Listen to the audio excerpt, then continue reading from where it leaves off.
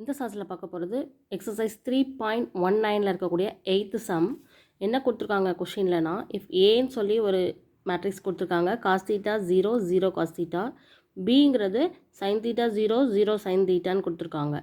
தென் என்ன நம்ம ப்ரூவ் பண்ணணும் அப்படின்னா, A square plus B square equal to I அப்படின்னு சொல்லி ப்ரூவ் பண்ணணும். அதாவது ஏ ஸ்கொயர்னா A matrix A matrix multiplication A into A, B square அப்படிங்கும்போது பி இன்ட்டு பி மேட்ரிக்ஸை பி மேட்ரிக்ஸாலேயே மல்டிப்ளை பண்ணி ரெண்டு ஆன்சரையும் ஆட் பண்ணோம் அப்படின்னா நம்மளுக்கு வந்து ஒரு ஐடென்டிட்டி மேட்ரிக்ஸ் தான் ஆன்சராக வரணும் அப்படின்னு சொல்லியிருக்காங்க. எப்படி ப்ரூவ் ஆகுதுன்னு பார்க்கலாமா?